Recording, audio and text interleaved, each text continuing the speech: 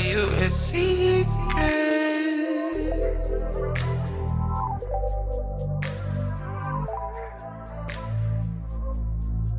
Hi, you all. Welcome to Unbottled Secrets, the channel where my truth becomes your entertainment. My name is Sakira, and consider this your nicheless, uncorked space. We talk about everything here from faith, life, to thoughts I probably should have kept to myself. So, if you love the Lord in a good yap sesh, then I invite you to become a secret admirer. So it's been a while since I did a MICROLOCS update.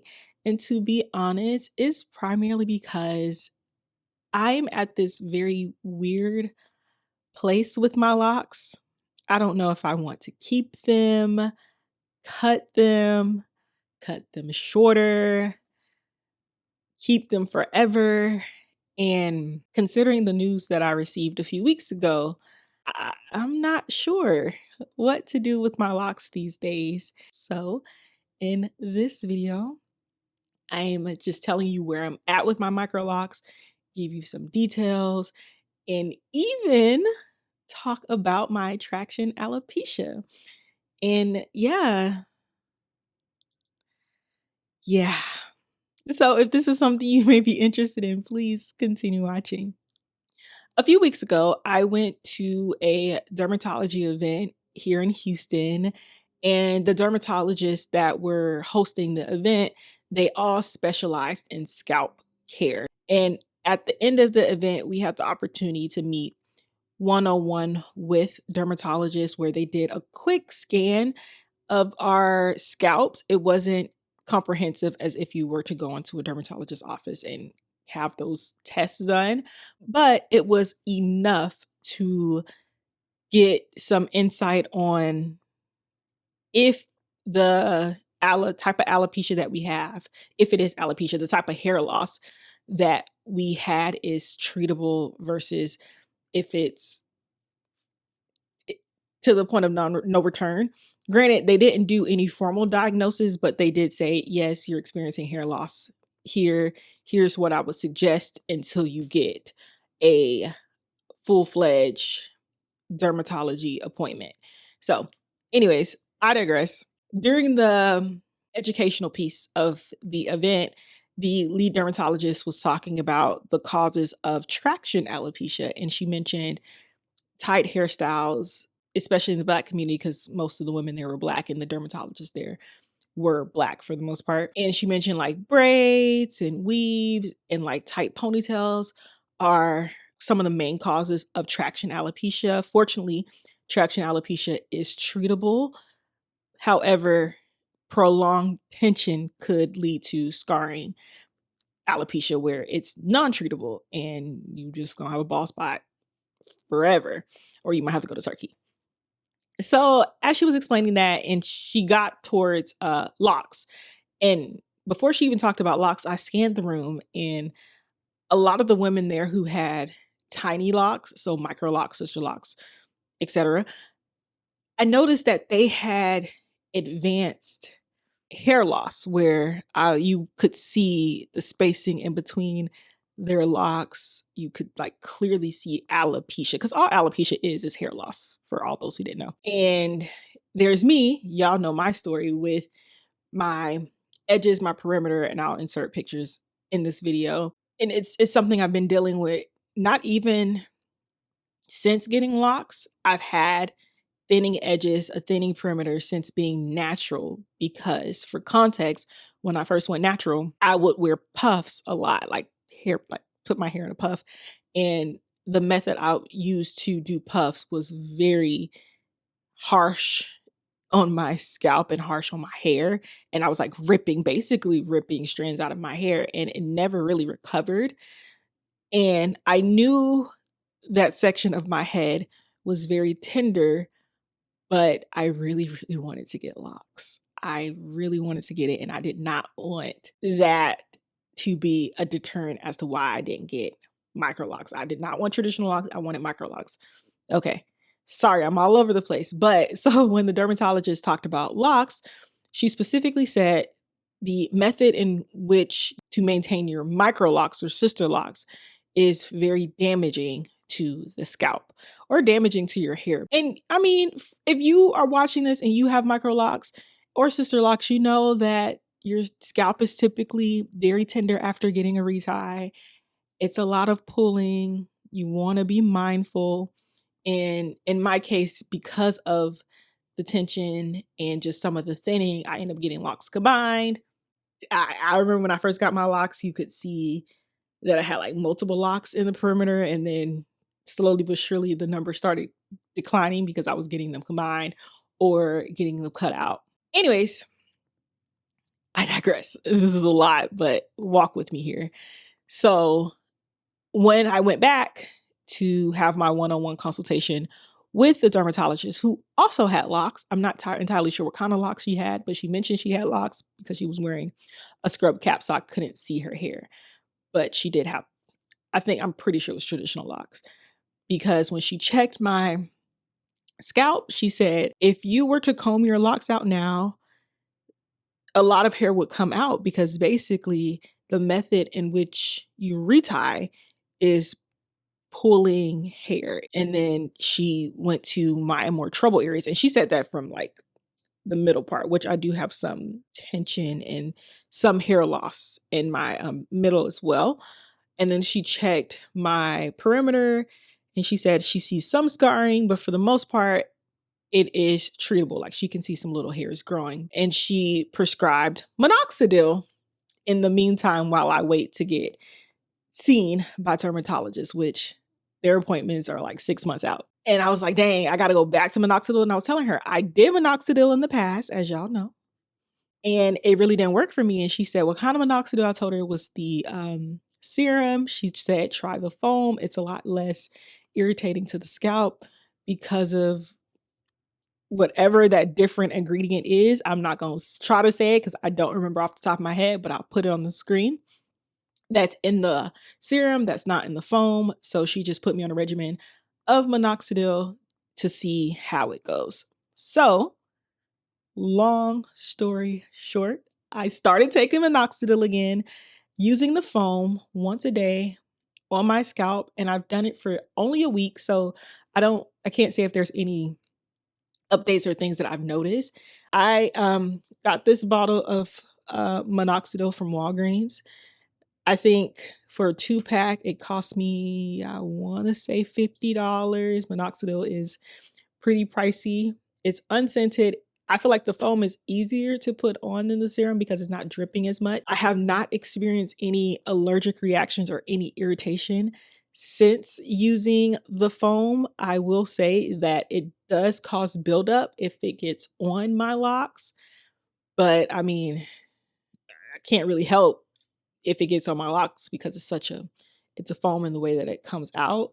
But they do recommend that you put it on a cold surface and use like a brush. Some people use a toothbrush. I just use my edge brush to distribute it on my scalp.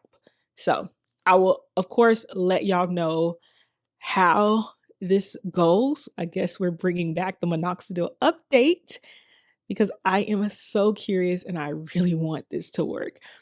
And the last thing that I did just to ensure that I don't have tension around my perimeter in my problem area is that I cut those locks off.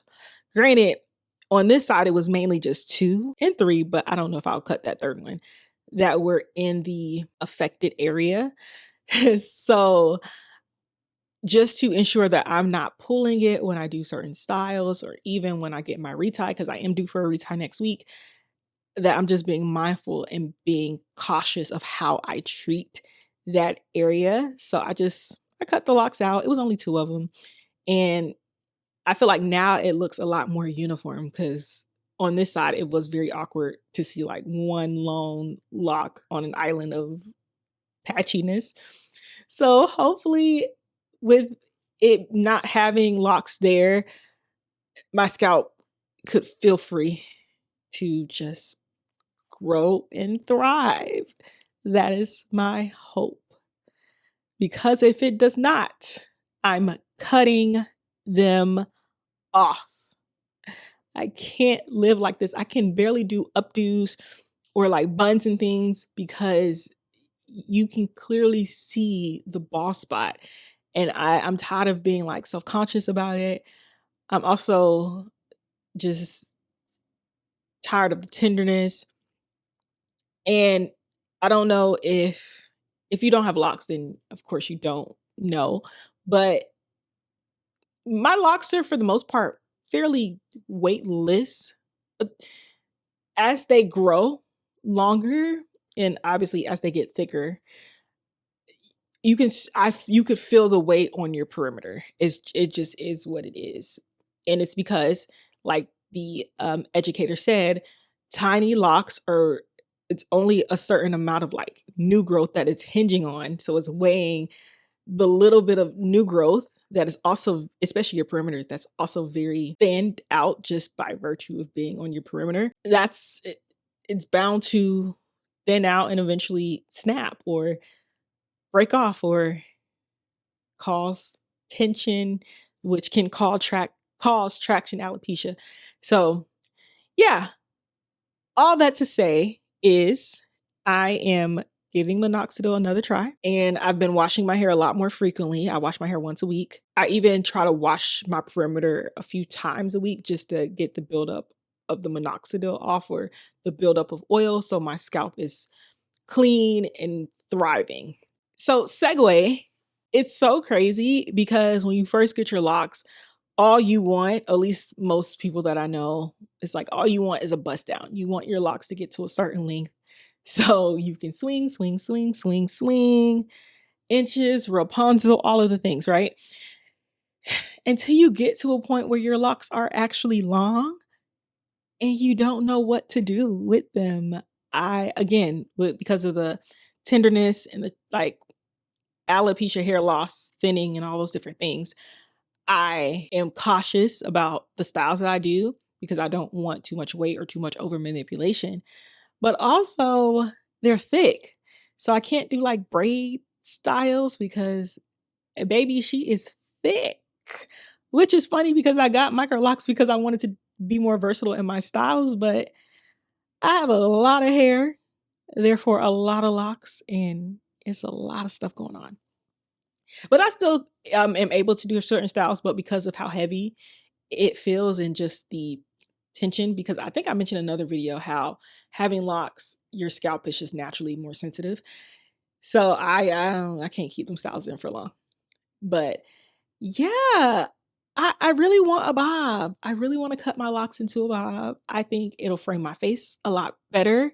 Hopefully y'all see me with the bob before y'all see me with the TWA. Okay. Okay. In closing, with any hairstyle, you're going to have your peaks and valleys where you have those moments where you absolutely love your hair. And then some days you just don't want it and you want to change. And when it comes to styles that are permanent, like locks and MICROLOCS, of course, it's hard to say, I'm going to get a silk press or insert style here because locks are permanent. So I'm just at that stage where I'm itching for something different, and considering the circumstances, I might have to pivot to something different. But for now, we are still locked in to my MICROLOCS until we're not, or until we are. We're here. And I still love my locks and I love the journey that I'm on with my locks. And I genuinely love the MICROLOC community. Y'all are so amazing. Y'all are so supportive. I see girls doing styles. I see just the camaraderie. I see the love. Even on my Instagram, like I follow so many beautiful lock girlies. To even think about not being a part of that community is very sad. But also, I don't have a crystal ball. I don't know what the future holds for me and my locks. But right now, we are still here and we're still locked in. And with that being said, we've reached the end of this video. I hope you gleaned something meaningful. In the comment section below, let me know your thoughts. I would love to know. And if you like this video, please give me a thumbs up and hit that hype button. Please. That is the algorithm's way of showing love to small creators like me. So, yes, please hype me up. Hype me up. Okay, hype me up, please. Hype me up. And if you would like to become a secret admirer, please, please, please, please hit that subscribe button and that notification bell so you don't miss out on any time I upload a video. Share if you care. And until next time, bye.